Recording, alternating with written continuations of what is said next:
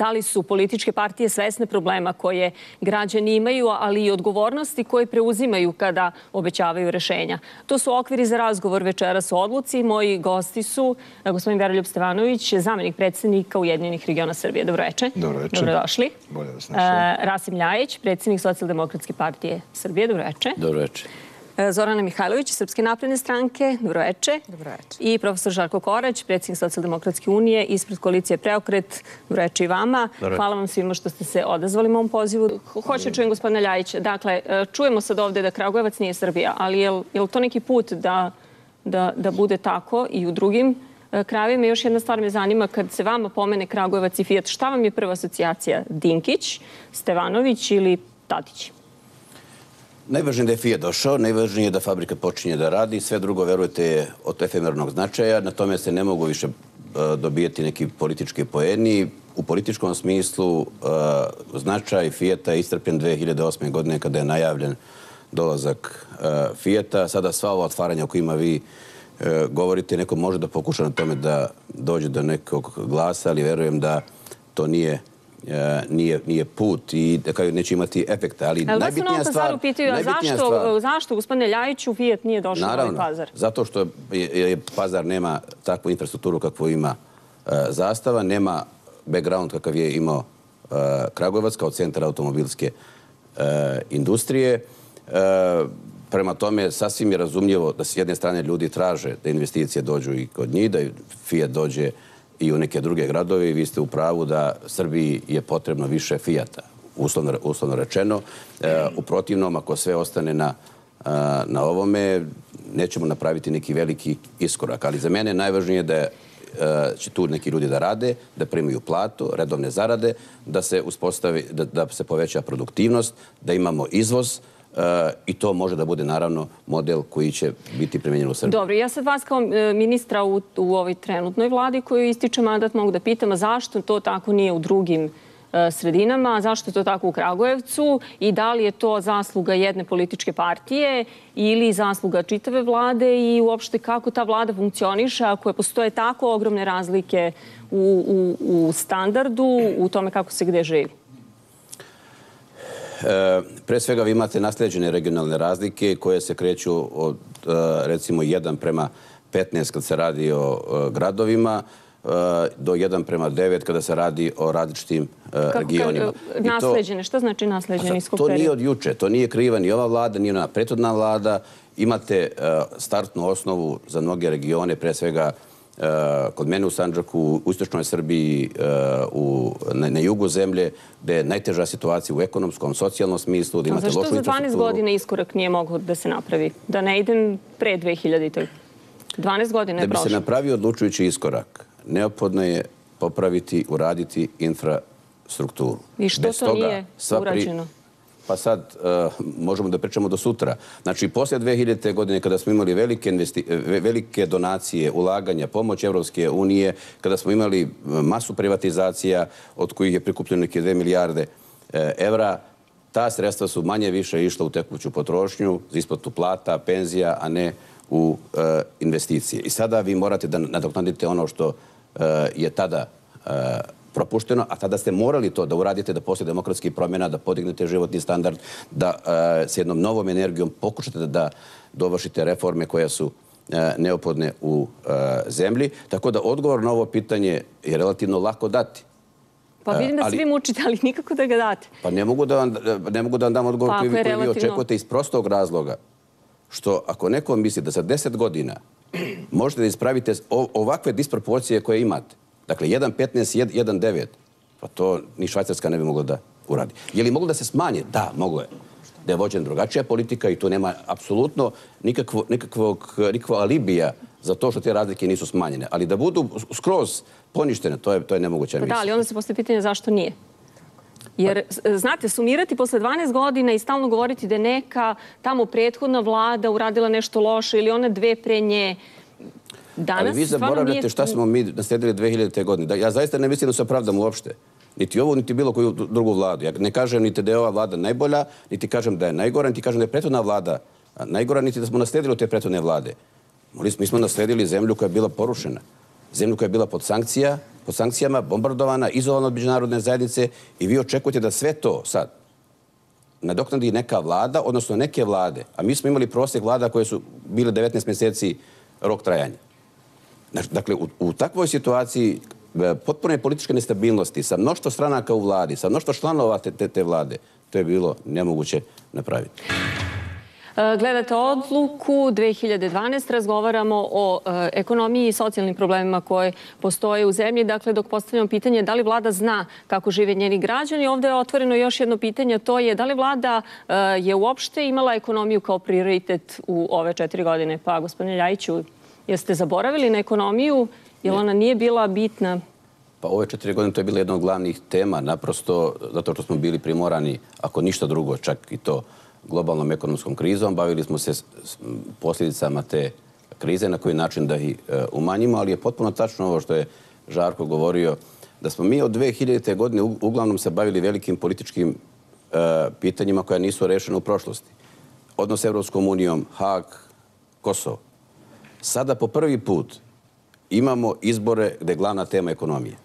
Nikada u 20 godina višestranačju u Srbiji ovako ekonomija nije dominirala političkom kampanju. To treba bude tema predizborna ili treba da bude tema kojom se ozbiljne vlade u ovakvim vremenima bave? Ovo je sad obaveza i za sve političke stranke, za svaku vladu koje god da je formira. I ovo će biti pitanje svih pitanja. I onaj ko rešava te probleme može da očekuje podršku ljudi na izborima. Bavili su i ranije vlade ekonomijom, ali na način da se sve svelo poslije 2000. godine na privatizacije, na sredstva koja su dobijena kroz te privatizacije, na prelazak sa društvene svojine na tržišnu privredu i da ta tranzicija kao i privatizacija traje i dan danas i to je naš problem. Dakle, nije problem samo loša privatizacija, već su problemi i duga tranzicija koja nije završena i privatizacije koje još uvijek nisu, imamo 500 preduzeća koje još uvijek nisu rasprodane. I to je isto rezultat te vlade u ove 4 godine? Koje vlade? U ove 4 godine. Dakle, to je koliko je hiljada ljudi na granici siromaštva, koliko je veliki broj nezaposlenih. Mi pre 2000. godine imali 1 milion ljudi koji su živjeli ispod granice siromaštva. 1 milion ljudi. Pa onda od 2003. godine to smanjeno, pa da bi 2006. godine došlo na 6,1%. Međutim, kao posljedica krize imamo ponovo povećan 9,2%. I to je tačno, 700.000 ljudi ili 652.000 živi ispod linije siromaštva i ne treba bežati od toga. To je posljedica loše privrede, naslijeđenih problema iz prošlosti, loših privatizacija, gubitka posla za mnoge ljude i to je činjenica sa kojom moramo suočiti. A onda kad ste svesni sami te činjenice, što onda mislite o nazivu liste sa kojom i vi izlazite na izbore? Da li zaista može sa takvim rezultatima na izbore da se ide sa listom za bolji život? Naravno da može da se ide iz prostog razloga što to jeste jedan od razloga za naziv liste što hoćemo da ekonomija, sigurnost ljudi, posao, investicije budu tema ove kampanje. Mi smo to nametnuli u sedište svih predizbornih poruka koje šaljemo ljudima. Ali ako mislite na brojke, ja mogu da vam dam i druge brojke koje će potpuno povrgnuti ovo čemu vi govorite. Ja bih voljela da mi vi sad demantujete. Ja neću da demantujem zato što život nije statistika. I zato što je statistika kao istorija. Možete da uzimati iz nje što god hoćete. Jer se teško živi, ne pada mi na pamet da upadam u tu zamku i da sad, navodeći primjere, da imamo povećan izvoz, da imamo, ne znam, devizne rezerve 12 milijardi, to je potpuno deplasirano. Dakle, ljudi teško žive, veliko je nezadovoljstvo, veliki broj ljudi je ostao bez posla i ne pada mi na pamet da ja statistikom sad pokušavam da to anuliram. Dobro, gospodine Ljajiću, kada ćete vi da rešite problem Ratka Mitrovića? Ja se čuo sa predstavnikom sindikata u Kragujevcu i ovo što gospodin Stefanović kaže tačno je, nije lako rešiti jer se radi o privatizovanom preduzeću, te država nema mehanizme da to sad uradi, osim da vrši konstantan pritisak na poslodavca da te zarade isplati. Pa jel ste to radili? Jer ovo nije stari problem. To jeste problem i kao što je i gradonačelnik rekao, postoji više kompanija, slična problem je postojao u Kragujevcu. Neke smo rešili, neke nismo uspjeli da rešimo, jer je manevarski prostor za državu. Imali ste u Beogradu pre 3 dana da je blokiran Dunav. Dunav je zatvoren kao plovni put, najveća evropska reka je zatvorena. Ljudi su, znači, mi ne možemo Znate šta, ljudi sede i gledaju ovu emisiju i 90% tih ljudi ili ne radi ili ima jako loša primjer. Mi imamo trenutno prosječnu platu u Srbiji koja je više od 100 evra niža nego u Crnoj Gori. Aj budemo mi realno sada govoriti. Znači, mi imamo jednu katastrofu ekonomiju. I to može lepšim rečima se kaže, ali istina se neće promeniti. I ono što je potrebno to je da postoji nekakav program. Ali taj program i ljudi koji mogu da ga realizuju, mogu da učine nešto to trenutno u Srbiji nedostaje. To je nada ljudi da mogu da žive bolje. Ja mislim ću u ovoj emisiji govoriti o tome. Ljudi su izgubili nadu da će se nešto popraviti. Gledajte cinizam sa kojim se oni odnose prema ovim izborima. Znači, ljudi uopšte ne veruju da nešto može... Ali to je katastrofa za bilo koju zemlju. Znači, nisu ova zemlja da nema sposobnih ljudi, ali očigledno oni beže od politike. Znači, došao je trenutak neke istine. Za sve. Ne samo one koji su na vlasti ili one koji žele dođe na vlast, nego za sve koji imaju odgovornost. Nema običan čovjek. Čovjek na svom radnom mjestu ima, ali ne za vodi državu. Istina da je... Šta je istina? Istina je da imamo jednu ogromnu ekonomsku krizu koja se pogoršava. Ne može se uzeti Kragujevac kao tipičan primjer. Tamo jeste došla jedna velika svetska firma Fiat, bila je ranije, došla je. Osim toga da kaže nešto za Kragujevac. Kragujevac je bio prvi industrijski grad u Srbiji. On je to bio u Kneževini Srbije. Topolivnica je prva praktično fabrika koju je Srbija napravila. To je jedini pravi industrijski grad u Srbiji. Kragujevac je jedan vrlo specifičan grad. Vrlo staru, ima industrijsku bazu. No dobro, ali bio i dolina gladi. On je bio dolina gladi kada su propala velika socijalistička preduzeća, pre svega Zastava, onda Namenska koja odlično radila za vreme rata, došlo je mnogo iseljenih lica sa Kosova. Ima jako mnogo problema, Kragujevac vrlo specifični. Ali kažem, mi u ovoj izbornoj kampanji ljudi morat će ozbiljno da počnu da govore o stvarnim planovima da se popravi ekonomsko stanje u zemlji. I još jedna, samo još ovoga, ima još jedan problem kada pravite izborno obećanje. Nije samo da dajete konkretna obećanja, nego morate snositi konsekvence kada se ta obećanja ne ispune. To u Srbiji nedostaje. Ljudi stvarno kažu svašta. I kad se to ne dogodi, kažu, pa dobro, pa šta, šalio sam se, nisam to mislio. Mora neko da da ostavku, pa nije se rodio na toj vlasti. Ovdje ima tucak da neke ljude motkom treba da oterate sa vlasti. Nisi zadovoljio, skloni se, i siđi s vlasti, daj nekome šansu da možda čak i dobra ideja, ali ti nisi bio u stanju da realizuješ. I nije tačno da i ovoj vladi su svi bili jednaki. Neko je radio bolje, neko je radio gore. Ja ne bi nikad radio tako generalni vladu u kojoj sam ja bio sam u dve vlade, manje više iste. Bilo je sposobnih i nesposobnih ljudi. Bilo je ljudi koji su radili, bilo je ljudi koji ništa nisu radili u vladi. Ima ljudi koji dođu, popiju kafu i odu kući. Lenjivaca. Znači, treba tražiti sposobne ljude, odgovorne da izvuku ovu zemlju. Inače, gde idemo mi svi? Izvinite. Svi smo zajedno i svi, koliko se mi ne slagali u ovoj emisiji, mi živimo u jednoj istoj državi. Ovdje je bilo reči oko velikog zaduživanja. Naš spoljni dug iznosi 45% bruto društvenog proizvoda, zapravo javni dug, ne spoljni. Evropska unija naložila svojim članicama da taj javni dug ne može biti veći od 60% bruto društvenog proizvoda. Prosjek danas u Evropskoj uniji je 90%. Ova vlada uzela kredita, tačno. Od toga 770 milijardi je na svim nivoima uloženo u različite infrastrukturne projekte.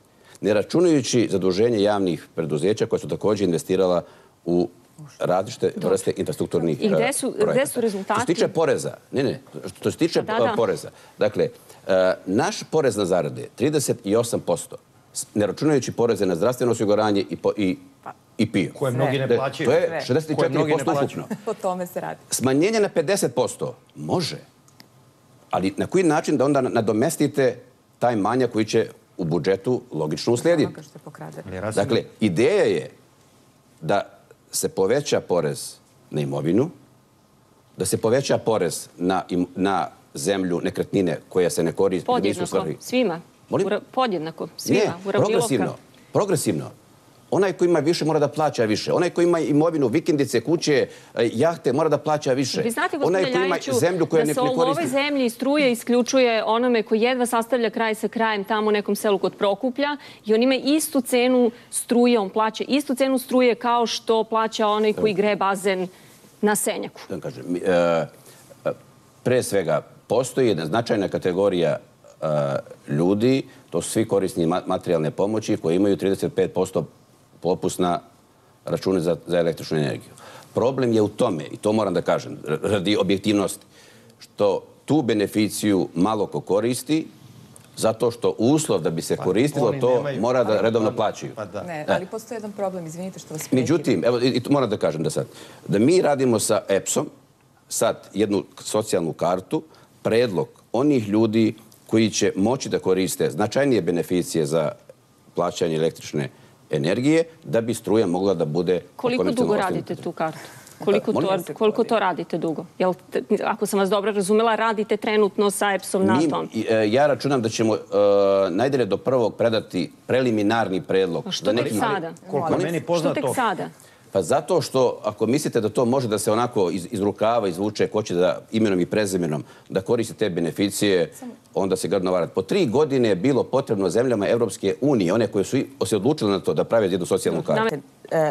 I sve vreme vam gospodin Ljajić govori da to nije tačno. Većina zemalja nema socijalne karte. Zato što izrada tih socijalnih karti košta 30 miliona evra, što je za to potrebno najmanje 3 godine, ako hoćete da ju uradite kako treba.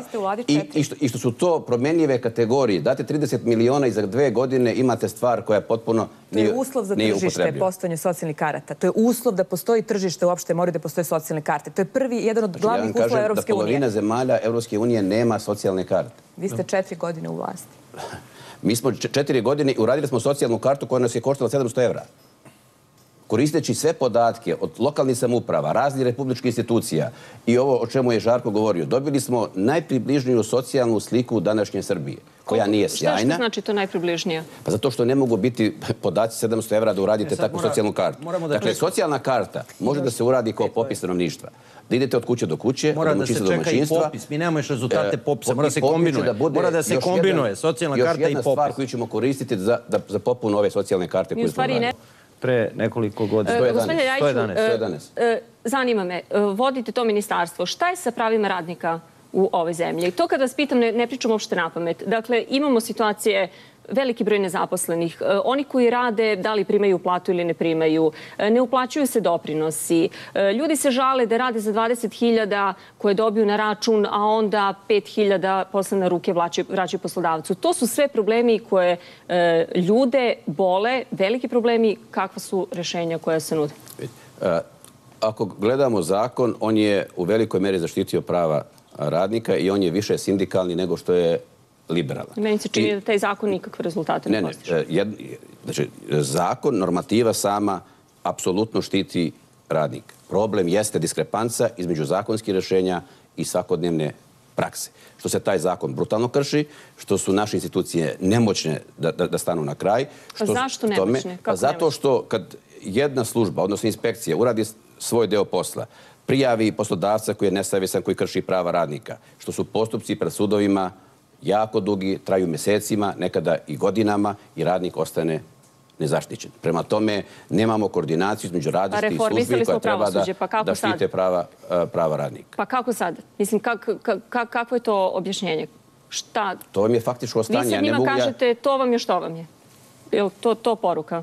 To nije to vam je što vam je. To vam je faktičko stanje kako jeste. Pitali ste zašto su prava radnika krše. Ja sam odgovorio zašto se krše i da mora pravosuđe da bude efikasnije da bi ta prava bila zaštićena. Jel vi imate plan, program sada u kampanji? Plan i program podrazumijeva da moramo da izvršimo reformu tržišta rada, da moramo da donesemo novi zakon o radu, da moramo da s jedne strane štitimo prava radnika, s druge strane da štitimo i strane investitore i poslodavce. Ja sam bio pod velikim pritiskom od MMF-a do Savjeta strane investitora da taj zakon izmenimo na uštrb smanjenja i redukcije prava radnika. Ja sam odustao i nisam bio spreman da to učinim u uslovima velike krize, mada znam da to neko mora da uradi. I buduća vlada to mora učiniti.